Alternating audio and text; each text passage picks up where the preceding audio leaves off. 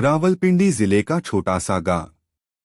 मिट्टी की गलियां, कच्चे घरों की कतारें, बीच में एक पुराना पीपल का पेड़ और उसके नीचे पंचायत का चौपाल।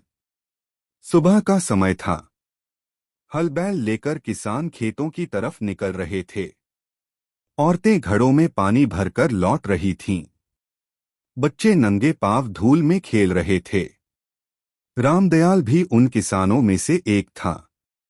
पसीने से तरबतर पर चेहरे पर संतोष। जमीन भले छोटी थी, पर वही उसकी दुनिया थी। पत्नी रुक्मणी, दो छोटे बच्चे गोपाल और सुनीता, और बूढ़ी माँ ही उसका परिवार।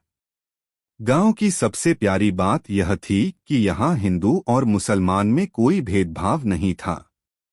ईद पर सबके घरों में सेवैयां बंटती। दिवाली पर रहीम चाचा अपने घर दीपक जलाते। होली पर बच्चे रंग लगाते और कोई किसी से नहीं पूछता कि वो किस मजहब का है। यहाँ तक कि रामदयाल का सबसे करीबी दोस्त खान साहब ही थे।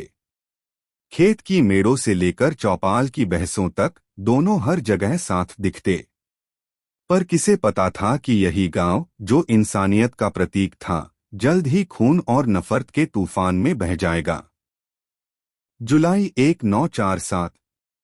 गांव में खबर आई, भारत आजाद होने वाला है, लेकिन हिंदुस्तान और पाकिस्तान दो हिस्सों में बंट जाएगा।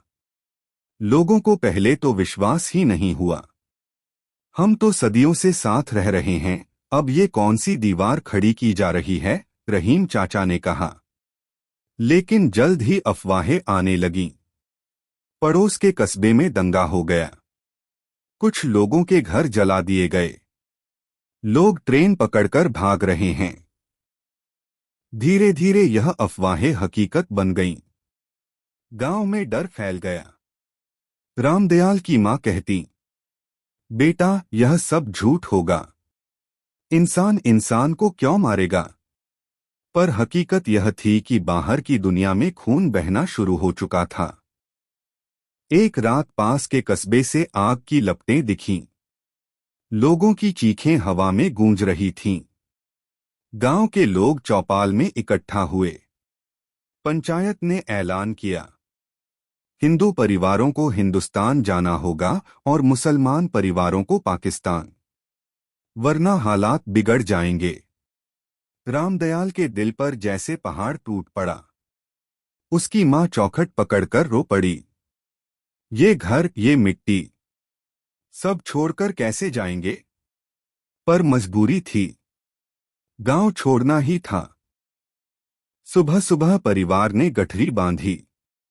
कपड़े, थोड़ी सी अनाज की बोरी और मां की जिद पर आंगन की मिट्टी की एक डली। घर से निकलते समय रुक्मणी ने तुलसी को छुआ और आंसू बहाए। गोपाल ने मासूमियत से पूछा, बाबा, हम वापस कब आएंगे? रामदयाल ने जवाब नहीं दिया, बस उसका सिर चूम लिया। स्टेशन पहुंचे तो वहां नरक जैसा मंजर था। हजारों लोग, चीखें, रोना, बिछड़े परिवारों की तलाश। हर कोई अपनी आखिरी उम्मीद उस ट्रेन से जोड़ चुका था जिसे लोग आखिरी ट्रेन कह रहे थे। ट्रेन सीटी बजाकर चली।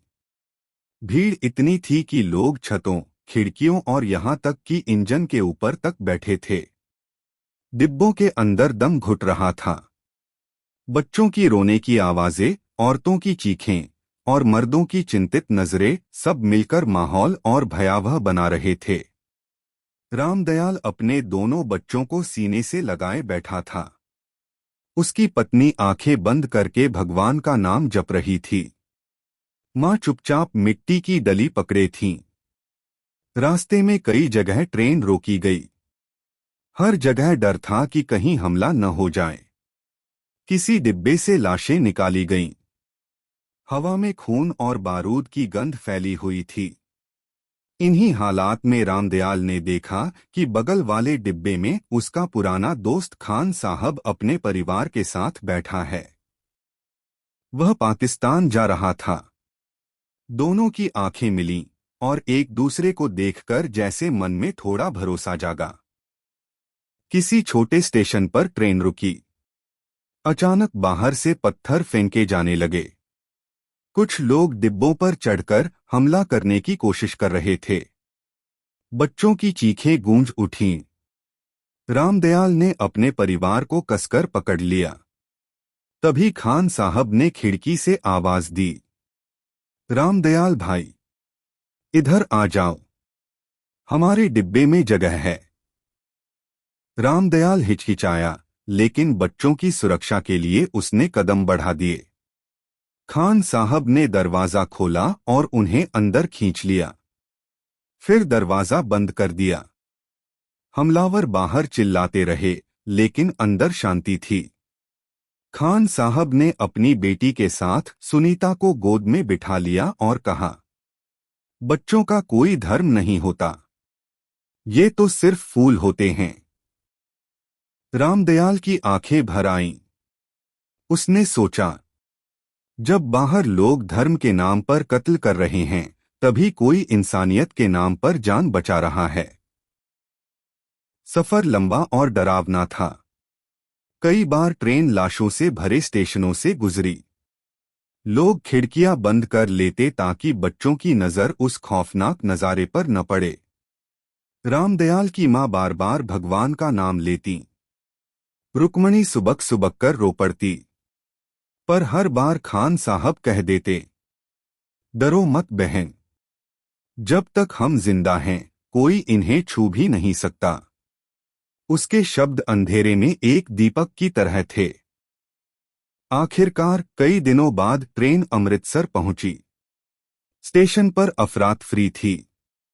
जिनके परिवार जिंदा पहुंच गए, उनके चेहरे पर राहत थी। जिनके प्रियजन रास्ते में छूट गए, वे पागलों की तरह रो रहे थे। रामदयाल का परिवार बच गया था।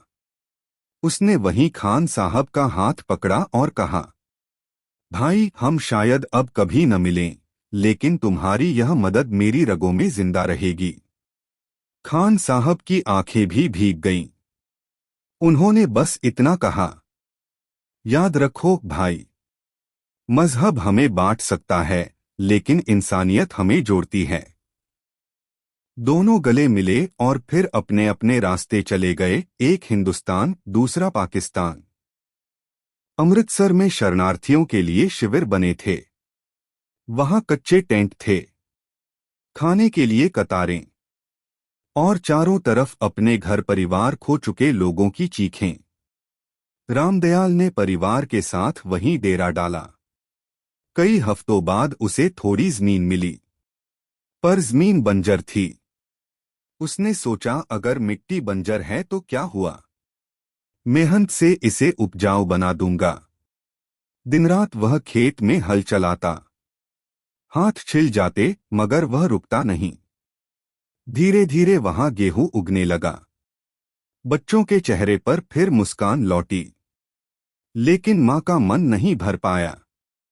वे रोज अपनी गठरी खोलकर उस मिट्टी की डली को आंचल में रख लेती। कहती, यह सिर्फ मिट्टी नहीं है बेटा, यह हमारी जड़ है। जब तक ये मेरे पास है, मुझे लगता है मैं अपने घर से जुड़ी हूं। रामदयाल हर बार चुप हो जाता। समय बीता। सुनीता बड़ी हुई, गोपाल जवान हुआ। पर जब भी कोई ट्रेन की सीटी सुनाई देती, रुक्मणी का दिल दहल जाता। वो फुसफुसाकर कहती, पता नहीं उस आखिरी ट्रेन में कितने लोग जिंदा बचे होंगे। रामदयाल के सपनों में आज भी वही मंजर आता। चीखते बच्चे, जलते घर और फिर खान साहब का हाथ जो अंधेरे में उम्मीद की तरह आगे बढ़ा था। सालों बीत गए। अब सरहदें और मजबूत हो चुकी थीं। एक दिन अखबार में खबर छपी, भारत पाकिस्तान के बीच वाघा बॉर्डर पर मेल मिलाप का कार्यक्रम होगा। दोनों मुल्कों के बूढ़े बुजुर्ग वहां अपने बिछड़े दोस्तों और रिश्तेदारों से मिल सकते हैं। रामदयाल बूढ़ा हो चुका था, मगर उसके दिल में अब भी वो अधूरापन था। उसने सोचा, क्या पता वहां जाकर कोई अपना मिल जाए।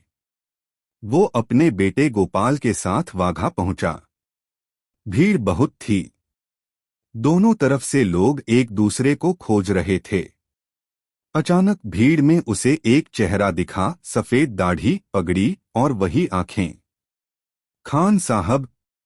रामदयाल की आवाज कांपी। वो चेहरा भी थम गया। रामदयाल भाई! क्षण भर को दोनों रुके, फिर बिना कुछ कहे गले लग गए। आंसू बह निकले। खान साहब ने कहा, भाई देखो, हम बूढ़े हो गए, पर उस दिन की दोस्ती आज तक जिंदा है। रामदयाल ने जवाब दिया, हाँ, इंसानियत कभी बूढ़ी नहीं होती। दोनों दोस्तों ने सरहद की दीवार के बीच खड़े होकर हाथ थामे। चारों तरफ झंडे थे, फौज थी, नारे थे, लेकिन उस पल में सिर्फ इंसानियत थी। रामदयाल ने अपनी मां की मिट्टी की डली याद की। खान साहब ने अपने बच्चों की आंखों में वही भरोसा देखा जो कभी सुनीता और गोपाल की आंखों में था।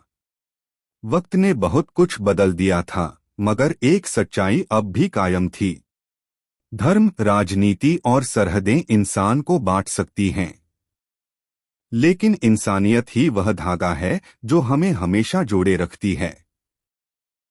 धर्म बदल सकता है, पर दिलों का रिश्ता नहीं।